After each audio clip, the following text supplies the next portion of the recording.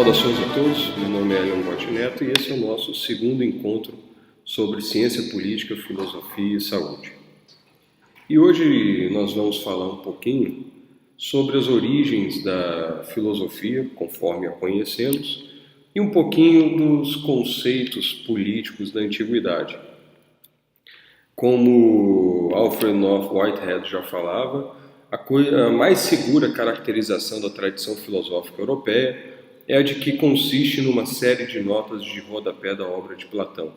É impossível a gente começar de fato a falar de política, de filosofia e de como nós analisamos a sociedade se a gente não falar dos clássicos. Os clássicos, entenda, Sócrates, Platão e Aristóteles. Um grande problema da nossa filosofia contemporânea é que as pessoas dedicam muito pouco tempo ao estudo dos clássicos e dos fundadores do projeto filosófico conforme nós entendemos hoje. E quando falamos dos clássicos, pensamos, em primeiro lugar, no nascimento da filosofia como um projeto.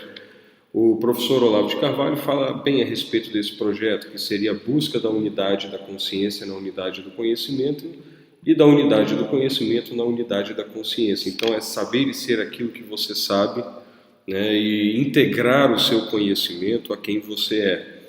E conhecer de fato aquilo que você vive, aceitar o conhecimento da realidade na qual você se insere e tornar isso tudo coerente de alguma forma. Então essa é a grande proposta do projeto filosófico, conforme Sócrates entenderia.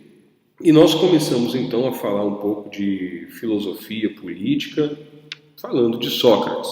Sócrates ele tinha uma coisa muito interessante que transparece nos diálogos escritos por Platão, que era o método dele chamado de maiêutica, de extrair a verdade e o conhecimento por meio de um diálogo daquelas pessoas com quem ele conversava sobre filosofia, vida em sociedade, política, leis.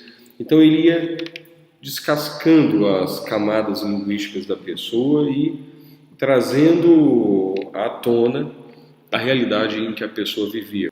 Hoje em dia, quando nós vamos pensar a respeito de filosofia e de política, nós precisamos fugir desse verbalismo, desse uso de conceitos desenraizados da realidade.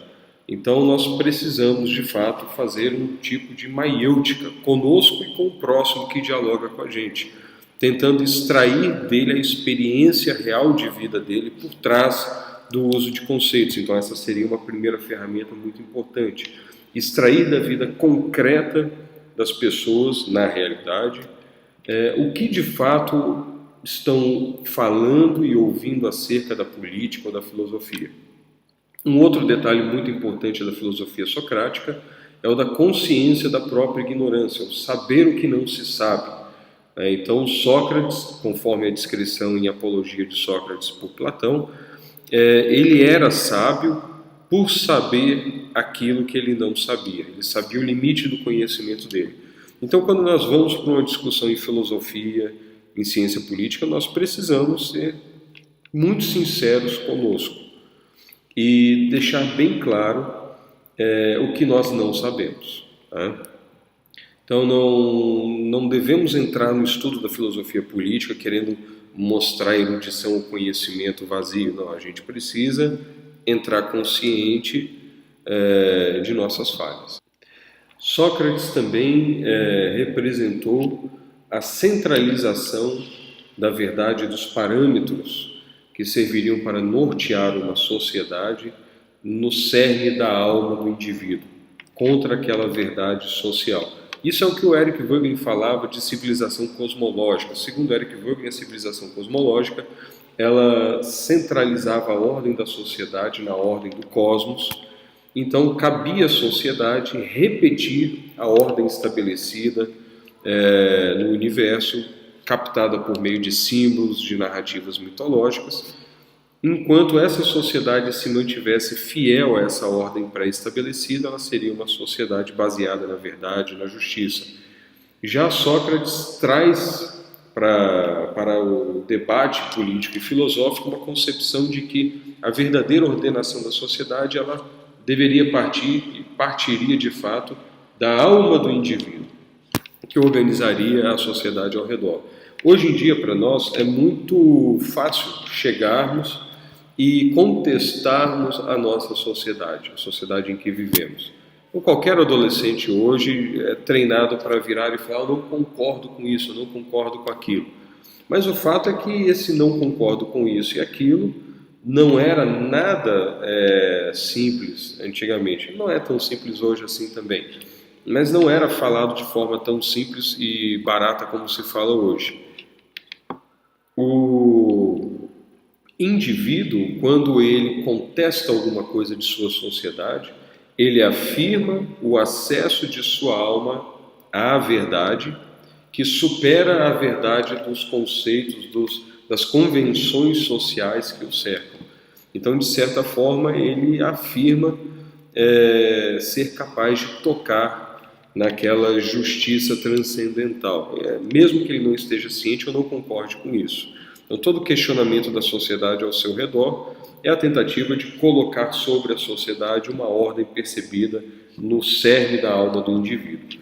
E Sócrates vive isso.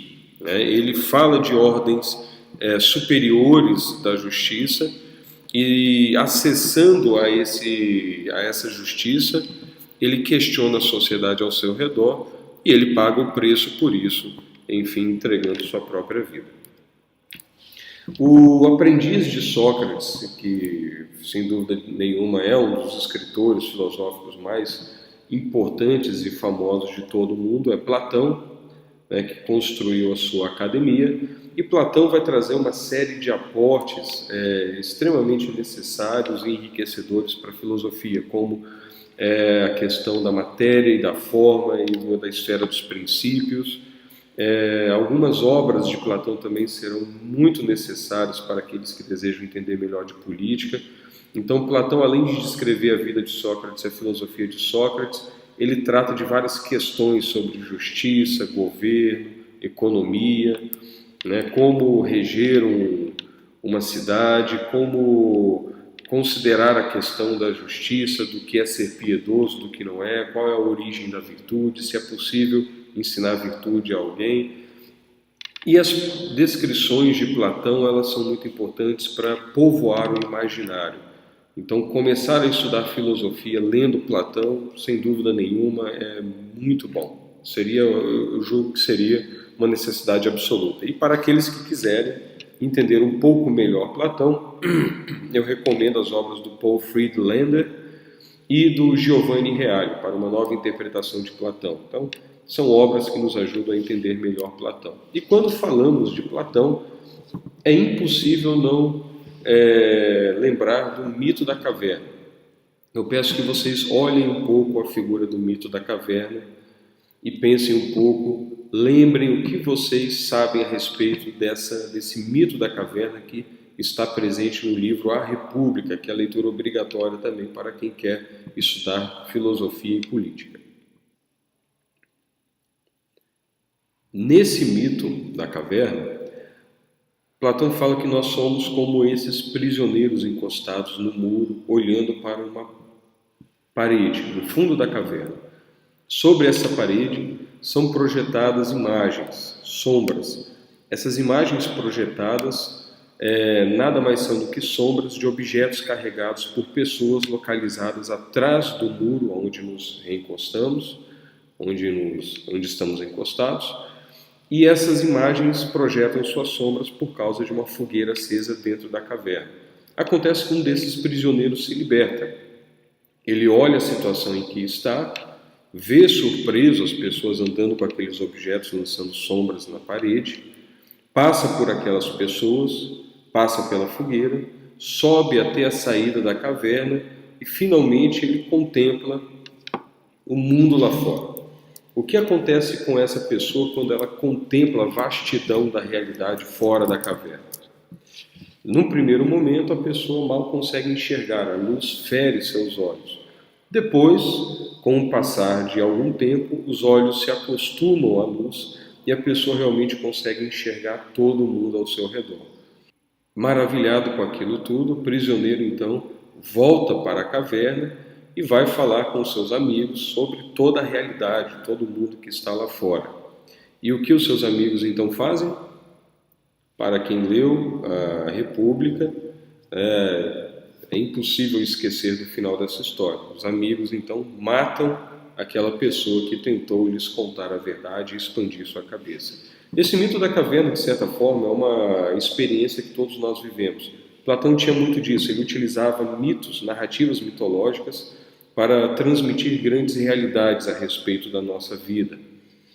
E todos nós, de certa forma, vivemos na caverna, até que alguma coisa nos estimula, ou a presença de alguém filosofando, ou uma grande crise, algum evento na nossa vida nos leva a expandir o nosso horizonte de consciência e buscar a verdade, buscar aquilo que realmente é mais próximo da realidade, aquilo que nos transmite a real complexidade da realidade.